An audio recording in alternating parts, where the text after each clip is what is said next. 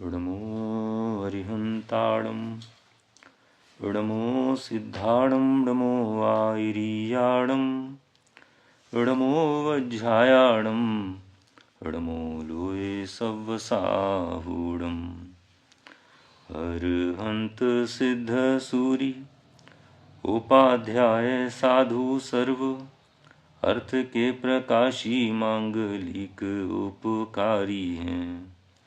तिनको स्वरूप जाने राग ते भई जो भक्ति काय को न माये स्तुति उच्चारी है। धन्य धन्य तुम ही से काज सब आज भय कर जोरे बारंबार वंदना हमारी है। मंगल कल्याण सुख ऐसो हम चाहत हैं। हो मेरी ऐसी दशा जैसी तुम धारी है। हो मेरी ऐसी दशा जैसी तुम धारी है। हो मेरी ऐसी दशा जैसी तुम धारी है। इन भावों का फल क्या होगा, इस कृति के आधार से अपन यहाँ अध्ययन कर रहे हैं और अपना यह अध्ययन 10 अध्याय तक पूरा हो चुका है। अगले पार्ट से थोड़ा सा लिंक बैठाने के लिए अंतिम 2 पैराग्राफ हैं 10वें पाठ के 57 पृष्ठ पर, वहाँ से अपन पढ़ना प्रारंभ करते हैं। जैसे धनार्जन के काम में घाटे मुनाफे का पता लगाने के लिए लेन देन, आवक जावक, आय व्यय का हिसाब किताब, लेखा जोखा जरूरी होता है।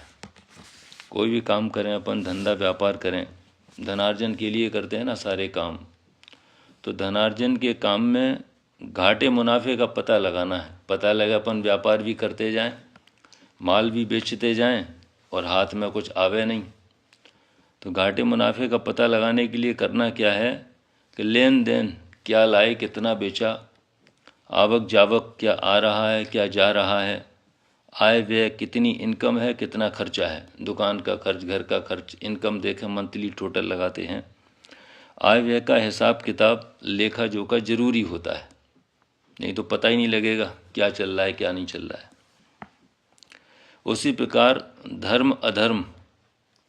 धर्म अधर्म का सही लेखा जोखा भी जरूरी है। अन्यथा जैसे धंधे में देखो, धर्म तो धर्म है ही, धर्म एक वीतराग भाव है, माने जितना वीतरागता का प्रकटीकरण है, जितनी वीतराग संपन्नता है, वो तो धर्म है। दूसरा इसमें लिखा है अधर्म शब्द। अधर्म का मतलब सीधा सीधा पाप नहीं है। अधर्म में शुभ अशुभ दोनों की बात आती है। अधर्म माने जो धर्म नहीं है। धर्म नहीं है तो परिणाम वो शुभ भी हो सकता है और अशुभ भी हो सकता है। माने मंद कसाय रूप परिणाम और तीव्र कसाय रूप परिणाम। और एक कैसे परिणाम है कि शुभ अशुभ से रहित शुद्ध परिणाम, वीतरागी परिणाम। धर्म अधर्म का सही लेखा जोखा भी जरूरी है। अन्यथा जैसे धंधे में लापरवाही से दिवाला निकल जाता है, उसी प्रकार धर्म के क्षेत्र में धर्म अधर्म की पहचान ना होने से, माने धर्म करने के लिए अपने को क्या करना है, ये इस लाइन में प्रेरणा दी गई है कि धर्म और अधर्म की पहचान करें। धर्म क्या है और अधर्म क्या है। पहचान ना होने से, अधर्म को ही धर्म समझकर करते रहने से अंत तो गत्वा निगोद में जाना पड़ता है। यहाँ लिखा है अंत तो गत्वा। आप जो भी शुभाचरण कर रहे हैं, जो भी आपके अच्छे परिणाम हैं, मंद कसारू परिणाम हैं, तो डायरेक्ट यदि त्रस पर्याय का काल पूरा होगा तो वो सब पूरा पुण्य भी उदय में आएगा और पुण्य पाप का जो बैलेंस है, वो पाप जब रह जाएगा तब नीचे गिरेगा आदमी। तो जितनी आयु शेष है, हो सकता है बीच में 1-2 गति उसकी बाकी हो, तो उस पुण्य के फल में उसको सदगति भी मिल सकती है। लेकिन वो त्रस पर्याय का काल पूरा होने के बाद अंत तो गत्वा माने लास्ट में जितनी लिमिट है, त्रस पर्याय माने 2 इंद्रिय से लेकर के पंचेंद्रिय तक की जो जितनी भी पर्याय हैं, उसमें रहने का जैसे ही काल पूरा होगा तो अंत तो गत्वा निगोद में जाना पड़ता है। अब वर्तमान में बहुत शुभाचरण कर रहे हों और धर्म मान करके कर रहे हों तो वो धर्म तो है नहीं, मानने से होता क्या है, क्योंकि वस्तु स्वरूप किसी की कल्पना को स्वीकार नहीं करता। वस्तु स्वरूप तो जैसा है वैसा है, उसको स्वीकार करो तो ठीक और नहीं मानो तो ठीक। ये अंत तो गत्वा निगोद में जाने वाली बात है कि लास्ट में ये पुण्य पाप की सांप सीढ़ी का खेल खेलते खेलते अंत में निगोद में जाना पड़ता है। धर्मेश इस बात से भली भांति परिचित है, तत्वाभ्यासी जीव है, वस्तु स्वरूप का परिचय है।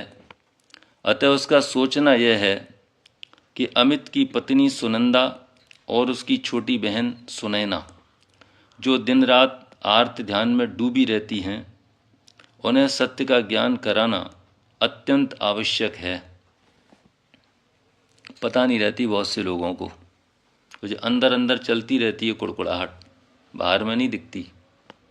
अंदर में जो खेत खिन्नता है, इष्ट का वियोग, अनिष्ट का संयोग, रोग पीड़ा जनित निदान, ऐसा होता तो अच्छा हो जाता, ऐसा हो तो संकलेशता जो चलती है ना अंदर में, ये सारे के सारे आर्त परिणाम हैं। उन्हें सत्य का ज्ञान कराना अत्यंत आवश्यक है। अभी उन्हें क्या पता कि पहले कभी ऐसी ही खोटी परिणति रही होगी। मैंने प्रकृति में किसी के भी साथ 0.01% भी अन्याय नहीं है। जो भी अपने साथ अच्छा बुरा होता हुआ दिखाई देता है, यदि वस्तु स्वरूप का बल हम सभी के पास हो तो जगत में कुछ भी अच्छा बुरा होता नहीं है।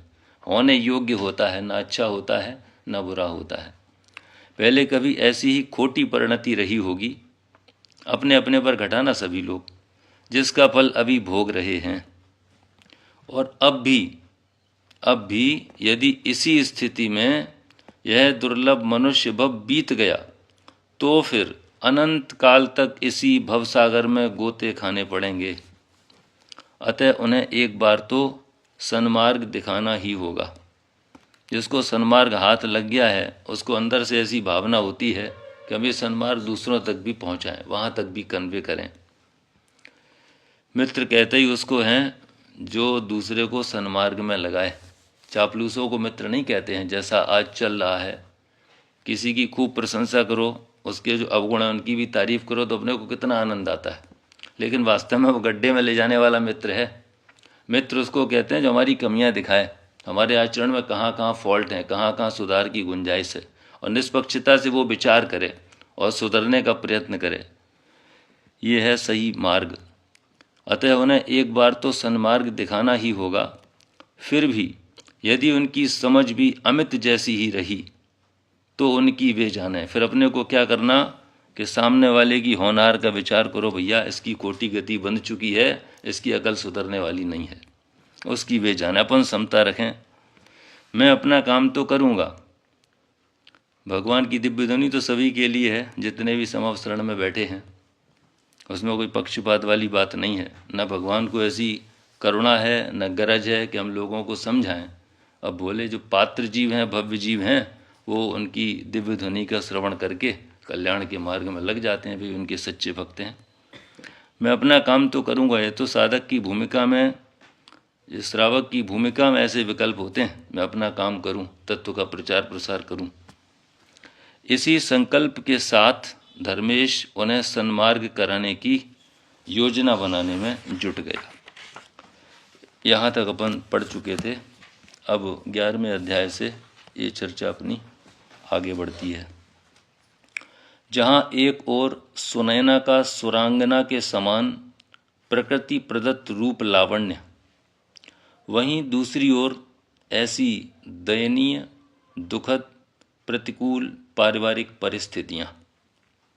देखो, प्रत्येक वस्तु की प्राप्ति संबंधी पुण्य अलग अलग होते हैं, पृथक पृथक, एक दूसरे से पूर्ण निरपेक्ष हैं। पुण्य के उदय से शरीर कैसा मिल गया? सुंदर। पुण्य का ही तो उदय है।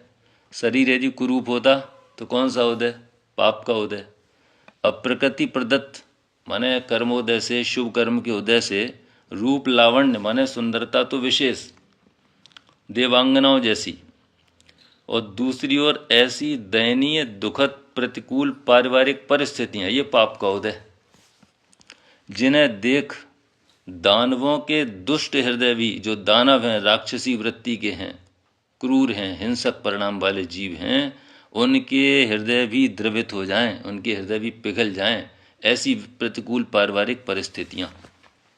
कैसा विचित्र खेल है इन कर्मों का और तज्जन्य औदैक भावों का। कैसा विचित्र खेल है इन कर्मों का।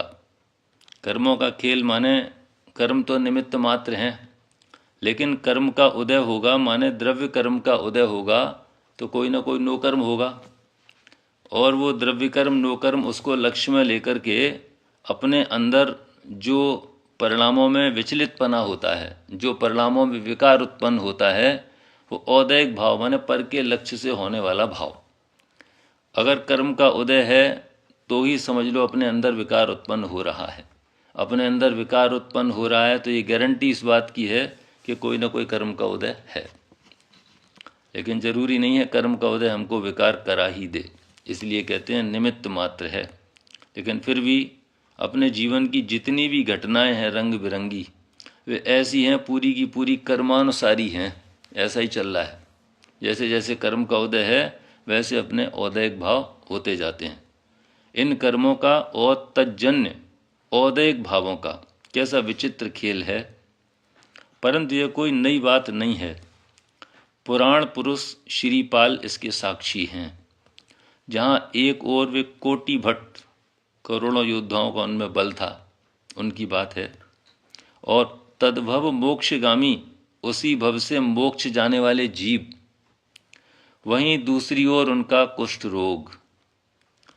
रोग से पीड़ित होना और राजपाट से निष्कासित हो निर्जन जंगलों में भटकना। बोलो, पुण्य के उदय से करोड़ योद्धाओं का बल एक व्यक्ति में, और इतना पुरुषार्थी जीव कि तद्भव मोक्षगामी, उसी भव से उसी पर्याय से मोक्ष जाने वाले जीव, और उदय तो देखो शरीर कैसा कोढ़ से ग्रस्त। पीड़ित होना और राजपाट से निष्कासित हो निर्जन जंगलों में भटकना और दर दर की ठोकरें खाना कर्मों की विचित्रता को सिद्ध करता है। इसीलिए कहते कर्मों ने किसी को नहीं छोड़ा, लेकिन हमें तो छोड़ देना चाहिए कर्मों को लक्ष्य में लेना। सर्वगुण संपन्न होते हुए भी सुनैना का बाल्यकाल तो रोते रोते बीता ही था। यौवन भी आशा निराशा रूप से देह के झूले में झूलते रहने से व्याकुलता में ही बीता। यह भी कर्मों की ही विचित्रता है। पीढ़ियों से धनाढ्य होने पर भी, देखो ये सब पढ़ रहे हैं अपन, वास्तव में देखा जाए तो कोई ये स्वाध्याय के लिए ग्रंथ तो नहीं कह सकते, लेकिन इससे प्रेरणा अपने को बहुत मिलती है। और इसके माध्यम से जो लोग स्वाध्याय नहीं करते हैं बैठ करके, उनको भी आधे घंटे चलते फिरते भी सुनेंगे तो बहुत सारी बातें कान में पड़ सकती हैं। ये फायदा है। यह भी कर्मों की ही विचित्रता है। पीढ़ियों से धनाढ्य होने पर भी दुर्व्यसनों में लिप्त हो जाने से अभावों के गहरे गर्त में पड़ा पिता, सब ओर से पीड़ादायक अनिष्ट संयोगों से घिरी बड़ी बहन सुनंदा, गाय के समान अत्यंत भोली भाली दीनहीन ममता की मूर्ति माँ, जिसका कोई भविष्य नहीं, ऐसा नाबालिग छोटा भाई। ऐसी प्रतिकूल परिस्थितियों में सुनैना का न कोई संरक्षक न कोई सहारा। अबला जीवन हाय तुम्हारी यही कहानी। अबला जीवन है नारी का, बल रहित है।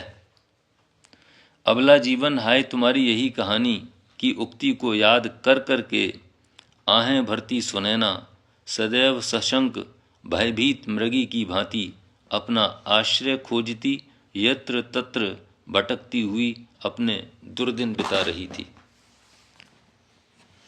जब पाप का उदय आता है तब परिस्थिति बदलते देर नहीं लगती। सदा एक सा उदय नहीं रहता है भाई। पुण्य पाप का ऐसा जोड़ा है, फिर पाप का उदय फिर पुण्य का उदय। ऐसे अपने परिणामों में भी देखना, अंतर्मुहूर्त से ज़्यादा एक से परिणाम नहीं रहते। 48 मिनट के से पहले ही परिणाम चेंज हो जाएंगे अंतर्मुहूर्त में।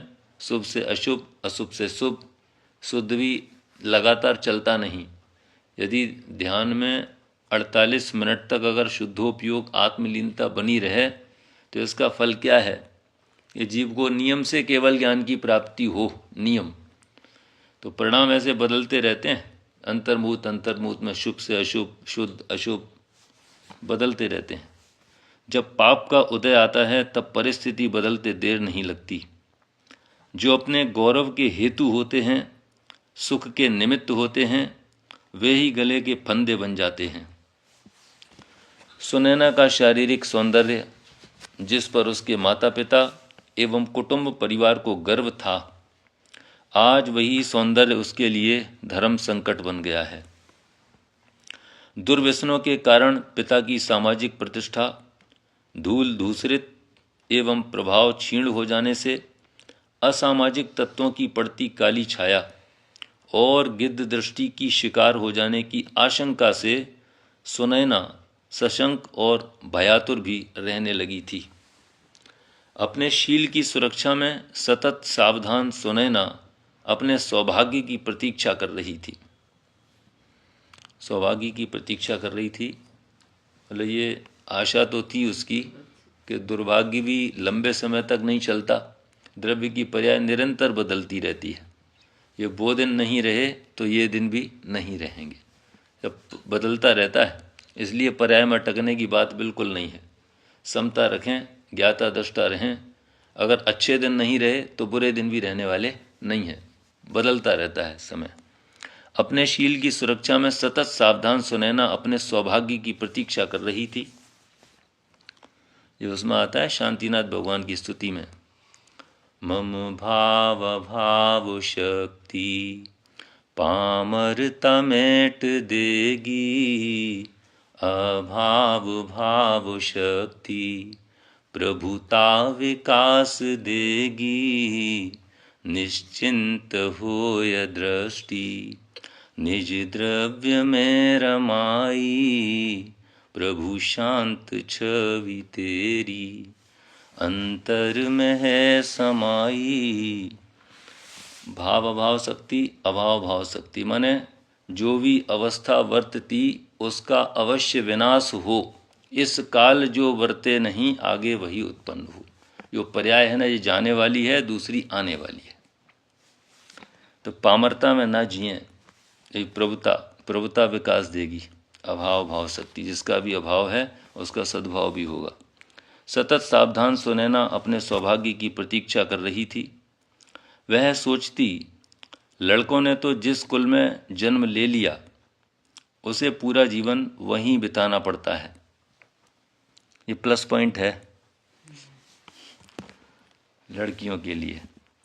वह सोचती, लड़कों ने तो जिस कुल में जन्म ले लिया उन्हें पूरा जीवन वहीं बिताना पड़ता है, पर लड़कियां इस मामले में सौभाग्यशालिनी होती हैं।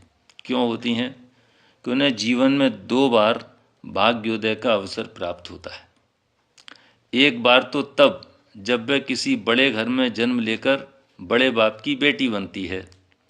कदाचित दुर्भाग्यवश किसी साधारण घर में जन्म लेना पड़ गया तो पुनः दूसरा भाग्योदय का अवसर उसे तब मिलता है जब उसकी शादी होती है, वह किसी बड़े घर की बहू बनती है। मेरा पहला अवसर तो यूं ही चला गया। बड़े घर में जन्म लेने के बावजूद भी मुझे उसका लाभ नहीं मिल पाया। मेरे जन्म लेने के साथ ही मेरे पिताश्री कुसंगति में पड़ गए। धीरे धीरे एक एक दुर्व्यसन से घिरते चले गए और अपने ही लक्षणों से 20 वर्ष के अंदर ही करोड़पति से रोड़पति बन गए। अब ये बढ़िया वाले दिन नहीं रहे। अब कौन से दिन आ गए? सड़क पर फिरने वाले दिन आ गए। स्वर्ग जैसे सदन के निवासी सड़क पर आकर खड़े हो गए। अब दूसरा अवसर शेष है, पर यह आशा भी दुराशा मात्र लगती है। इसमें भी अधिकांश तो निराशा ही हाथ में आने वाली है, क्योंकि दहेज दानव इस संभावना पर भी संभवतः पानी फेर देगा। सुनैना का सोचना गलत भी नहीं है, क्योंकि भले ही वह सर्वगुण संपन्न है, पर उसके गुणों से न तो श्रीमंतों का पेट भरता है और न पेटी ही। जो धनाढ्य लोग हैं, संपन्न लोग हैं, वो उनकी सब पे दृष्टि रहती है। अकेले गुण हैं, सुंदरता, इससे काम नहीं चलता। उनकी लिस्ट रहती है दहेज की एक लंबी, क्या क्या चाहिए। न पेट भरता है और न पेटी ही भरती है। दूसरे, लक्ष्मी वालों की प्रतिष्ठा का प्रश्न भी तो आड़े आ जाता है। उनकी प्रतिष्ठा उसके हिसाब से काम होना चाहिए। सैकड़ों रिश्ते आए, पर इन्हीं सब कारणों से अब तक कहीं भी पार नहीं पड़ी, बात नहीं बनी। सभी का यही कहना था, लड़की सुंदर है, सर्वगुण संपन्न भी है, यह बात तो सर्वोत्तम है, परंतु बार बार योग्य अयोग्य, ये बड़ा विचित्र दशा है भाई, देखा है आंखों से। बार बार योग्य अयोग्य, कैसी नुमाइश लगती लड़कियों की। इनके सामने दिखाओ, फिर नच के दिखाओ, फिर बोल के दिखाओ, फिर भजन गा के सुनाओ, फिर चल के देखें भैया आँख छोटी बड़ी तो नहीं, टांग छोटी बड़ी तो नहीं, दांत भीतर हैं कि बाहर हैं, सब देखना है ऊपर से नीचे तक, हाइट कैसी है। बार बार योग्य अयोग्य सभी तरह के व्यक्तियों के सामने अपना प्रदर्शन करते करते और बेतुके बनावटी ऊट पटांग प्रश्नों के उत्तर देते देते तथा अपमान के घूंट पीते पीते बेचारी सुनैना इतनी ऊब गई थी कि उसे अब ऐसे दुखद जीने से मरना सुखद लगने लगा था। पर पता नहीं क्या सोच सोच कर वह अपनी जीवित लाश को ढो रही थी। उसने एक बार प्रवचन में सुना था कि आत्मघाती महापापी, लाइन का अर्थ मालूम है, भाव इसका, आत्मघाती महापापी, जो अपने परिणामों में संक्लेशता चलती रहती है, जो आत्मा की अंदर की शांति जिन परिणामों से भंग हो जाए, वे सारे के सारे परिणाम कौन से परिणाम हैं? वे आत्मघाती परिणाम हैं। और इसमें लिखे आगे महापापी। ये परिणाम करते समय हमको कब लगता है कि हम कोई महापाप कर रहे हैं, और उनके जीवन में निरंतर ये पाप चलता रहता है जिनकी दृष्टि में वस्तु स्वरूप नहीं है, जिनकी आत्म पर दृष्टि नहीं है, भेद विज्ञान नहीं है, शास्त्राभ्यास नहीं है, तत्व की समझ नहीं है, वे 24 घंटे संक्लेशता में ही जीते हैं। आत्मघाती महापापी, इसका पेटा बहुत बड़ा है, ये तो बड़ा संक्षेप में बात बताई। आत्मघाती महापापी, पांचों इंद्रियों की जो लंपटता है ना, जो गृद्धता है, आसक्ति है, उनके प्रति तीव्र आकर्षण है, वो भी आत्मा का घात है, क्योंकि आत्मा के स्वभाव से खिसका हुआ परिणाम है। आत्मा की अनंत महिमा को चूकना, उसको विस्मृत करना, भुला देना, उसकी महिमा नहीं आना और पर के प्रति आकर्षण में तीव्रता होना, ये सारे के सारे परिणाम आत्मघाती हैं। रात्रि भोजन का परिणाम बोलो कौन सा परिणाम? आत्मघाती परिणाम है, तीव्र गृद्धता है, तीव्र आसक्ति है। ये भी अपने को थोड़ा परिणामों में इसकी निंदा विचारनी चाहिए। जिनकी जॉब ऐसी है, थोड़ा देरी से आ पाते हैं, कुछ परिस्थितियां हैं, लेकिन खेद कितना होना चाहिए, ये काम करने जैसा तो नहीं है। मैं ये काम नहीं कर पा रहा हूँ, ये मेरी कमजोरी है, लेकिन करना तो ऐसा नहीं चाहिए। ऐसी विचारधारा ज्ञानियों के चित्त में सतत चलती रहती है। आत्मघात करने वाले की सुगति नहीं होती, वे दुर्गति के ही पात्र बनते हैं, कुगति ही होती है। इसी कारण उसने निश्चय कर लिया कि जो पाप कर्म मैंने कमाए हैं, बांधे हैं, उन्हें भोगना तो पड़ेगा ही। अब कूद गए कुएं में, 4 मंजिल से कूद गए, कुएं में कूद गए, जहर खा लिया, फांसी का फंदा लगा लिया, अपने आप अपने ऊपर पेट्रोल डाल के आग लगा ली। ऐसी काम तो करते हैं ना। आत्महत्या में क्या करते हैं? पुल से कूद गए, यमुना नदी में, समुद्र में कूद गए। उससे होगा क्या भाई? कर्मों का हिसाब किताब बराबर जब तक नहीं हो जाएगा तब तक तो बैलेंस बराबर होने वाला है ही नहीं। उन्हें भोगना तो पड़ेगा ही। और अभी तो पूरी तरीके से हमारी बुद्धि सेंटर में आ सकती है, क्योंकि हमारे पास जिनवाणी है। जब ये तत्व ज्ञान हमारे पास नहीं होगा तो फिर ऐसी परिस्थिति में हमारे पास माथा फोड़ने के अलावा कोई दूसरा उपाय है नहीं। ये सबसे उत्तम अवसर है अपने लिए सुलटने का, सुधरने का, चेत जाने का। उन्हें भोगना तो पड़ेगा ही, फिर इसी जन्म में ही क्यों न भोग लिए जाएं। बेमौत मरने से ये कर्म मेरा पीछा छोड़ने वाले तो हैं नहीं, अतः भला बुरा जो भी हो रहा है, यह भी अपनी मान्यता का ही दोष है। भला बुरा जो भी हो रहा है, वो तो अगर बुरा हो रहा है तो भी समझ लो कर्मों की निर्जरा हो रही है अपनी, उसे मात्र जानते देखते चलो। उसमें तन में मत हो, तद्रूप मत हो, एक मेक मत हो जाओ, उस रूप मत हो जाओ। यही सब तो सुना था उस दिन प्रवचन में। कहते हैं कि घूरे के भी दिन फिरते हैं, तथा आशा से आसमान टिका है, खुरपी को भी टेढ़ा बैंठ तो मिलता ही है। खुरपी देखी है भाई, देखी है? टेढ़ा होता है ना बैठ उसका, खुरपी को भी टेढ़ा बैठ तो मिलता ही है। फावड़े का सीधा होता है, खुरपी का टेढ़ा होता है। इसी आशावादी दृष्टिकोण से और आत्महत्या के भय से सुनैना को आत्मघात करने से बचा लिया। जिनकी होनहार भली होती है उनकी बुद्धि भी समय रहते सुलट जाती है। जिस प्रकार पांचों उंगलियां एक जैसी नहीं होती, उसी प्रकार सभी व्यक्ति भी एक जैसे नहीं होते। एक युवक ऐसा भी था जो पढ़ा लिखा, प्रतिभाशाली, देखने दिखने में आकर्षक व्यक्तित्व का धनी और अमानवीय दोषों से कोसों दूर था। धन की चाह और जरूरत किसे नहीं होती, पर किसी की मजबूरी का अनुचित लाभ उठाना उसकी वृत्ति में नहीं था।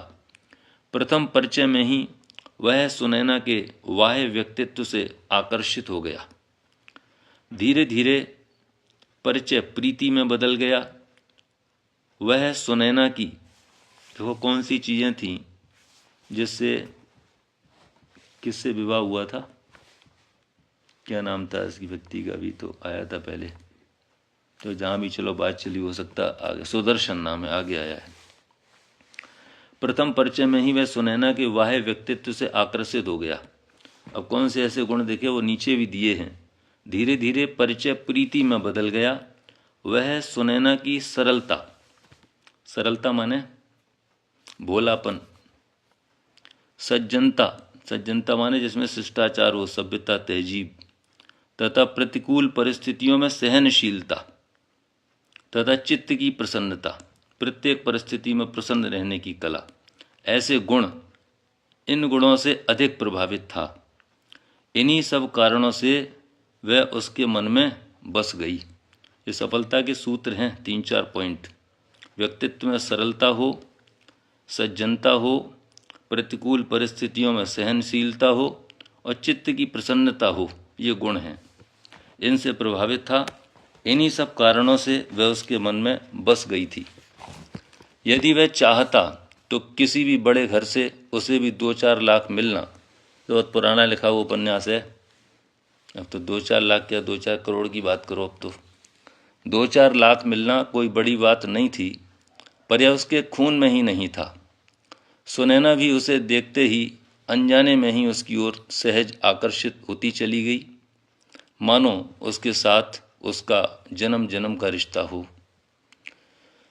नवयुवक के पिता ने भी अंतरजातीय संबंध होते हुए भी बेटे सुदर्शन की भावनाओं को पहचान कर कुटुंब परिवार की असहमति और अंतरजातीय संबंध के विरोध की भी परवाह न करके सुनैना को अपने घर की बहू बना लिया। अंतरजातीय विवाह माने उसकी जाति कोई दूसरी रही होगी और लड़के की जाति दूसरी, तो अंतरजातीय संबंध होते हुए भी बेटे हाँ भिन्न भिन्न जातियों, अच्छा अच्छा, ऐसा अन्य मत से मतलब नहीं। अंतरजातीय संबंध होते हुए भी बेटे सुदर्शन की भावनाओं को पहचान कर कुटुंब परिवार की असहमति और अंतरजातीय संबंध के विरोध की भी परवाह न करके सुनैना को अपने घर की बहू बना लिया। तो पिता की क्या होती इच्छा, बोलो आप? जिसकी पसंद है, जिसके साथ जीवन यापन करना है, वे दोनों प्रसन्न रहें, बस इतनी मात्र बात होती है। और इस बात के लिए सारी चीज़ों को ताक पर रख देते हैं एक तरफ। दो व्यक्ति जिसका जिसके साथ विवाह हो रहा है वो दोनों आपस में उनकी अंडरस्टैंडिंग अच्छी रहे, उनके जीवन में संक्लेशता नहीं हो, बस ये केवल एक पॉइंट होता है। पिताजी तो अपनी उम्र पार कर चुके होते हैं, 25, 50, 75, 3 पड़ाव मानो भाई साहब। 100 वर्ष की आयु कही जाती है। 25 तक अपने व्यक्तित्व का पूरी तरीके से विकास निर्माण एक मतलब प्लेटफॉर्म तैयार होता है। 25 से 50 अपना जीविकोपार्जन, धनोपार्जन, जो कुछ भी अपना श्रम करने की पूरी ताकत, और 50 के बाद ढलान चालू होता है, और 75 के बाद लाइफ चलती है बोनस वाली। अब आकस्मिक तो किसी का भी वियोग कभी भी हो सकता है, वो एक अलग बात है, लेकिन मोटा मोटा गणित यही है। वो 80, 90, 106, 108 चलते हैं लोग, लेकिन 75 के बाद जो लाइफ है ना, बहुत बोनस वाली लाइफ समझो एक तरीके से। संबंध के विरोध की भी परवाह न करके सुनैना को अपने घर की बहू बना लिया। सुदर्शन का वाह्य व्यक्तित्व तो सुदर्शन था ही। सुदर्शन, अच्छा दर्शन, सुशब्द अच्छे के लिए है। एक कु होता है, एक सु होता है। सु होता है गुड सेंस में, कु होता है वो, सु होता है गुड सेंस में, वो होता है बैड सेंस में। वह सदाचारी और धन संपन्न भी था। सुदर्शन जैसे पति को पाकर सुनैना मन ही मन प्रसन्न हो रही थी, पर अचानक उसके मानस पटल पर बचपन की वह स्मृति रेखा उभर आई, जब खेल खेल में उसका गुड्डा क्षतिग्रस्त कर दिया गया था। इस कारण याद आ रही पीछे की घटना, गुड्डा क्षतिग्रस्त कर दिया गया था। इस कारण उसका मन कुछ खिन्न हो गया। तत्काल उसने अपने मन को समझाया, वह तो गुड्डे गुड्डियों का खेल था, खेलों में तो ऐसा होता ही है, उसमें खिन्न होने की क्या बात है। यह सोचकर वह संभल गई।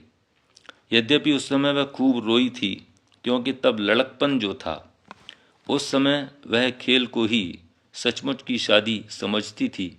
इस कारण उस समय उसका रोना स्वाभाविक ही था। दूल्हा दुर्घटनाग्रस्त हो जाए और दुल्हन की आंख में आंसू भी ना आए, ये तो दुर्घटनाग्रस्त की बात है भाई साहब। लेकिन अब प्रत्येक घटना में लगाओ, दूल्हा दुर्घटनाग्रस्त हो जाए और दुल्हन की आंखों में आंसू भी ना आए। जैसे पति के पेट में भोजन नहीं जाए और पत्नी भोजन कर ले, ऐसा तक चलता है यहाँ पर। इतनी मतलब होती है कि बिल्कुल जैसे वो राम लक्ष्मण का प्रेम था ना आपस में, तो हृदय घाव मेरे पीर रघुवीर है। लक्ष्मण जी मूर्छित हुए तो घाव तो उनके हुआ सीने में, दर्द किसके हो रहा है? रामचंद्र जी के। हृदय घाव मेरे पीर रघुवीर है। ऐसा होता है पति पत्नी का रिश्ता, सम्मान भी होता है, प्रेम भी होता है। दुल्हन की आंखों में आंसू भी ना आए, ऐसा कैसे हो सकता था? सुदर्शन तो स्वभाव से ही धार्मिक प्रवृत्ति का था। सुनैना भी सरल स्वभावी थी। भारतीय नारी के सभी गुण उसमें थे। पति की परछाई बनकर रहना ही वह अपना धर्म समझती थी। सुदर्शन ने सलाह के रूप में सुनैना से कहा, गृहस्थ जीवन में, ये अंतिम पैराग्राफ पढ़ रहे हैं, आज का समय हो गया अपना पूरा। सुदर्शन ने सलाह के रूप में सुनैना से कहा, गृहस्थ जीवन में प्रवेश करने के पूर्व सर्वप्रथम किसी ऐसे पावन तीर्थ की वंदनार्थ जाने का कार्यक्रम क्यों न बनाया जाए, जिसमें एक पंथ दो काज हो जाएं। ऐसे ही है, समझ लो सुबह अपन उठते हैं तो सबसे पहले क्या करते हैं? णमोकार मंत्र पढ़ते हैं। नहा धो के सबसे पहले मंदिर क्यों जाते हैं? कि सुबह सुबह अगर हम अच्छी चीज़ें देखेंगे तो सारे दिन हमारा मूड कैसा रहेगा? अच्छा रहेगा। अक्सर लोग ये बात कहते हैं ना, अरे आज का दिन सब खराब हो गया, उसका मुंह दिख गया।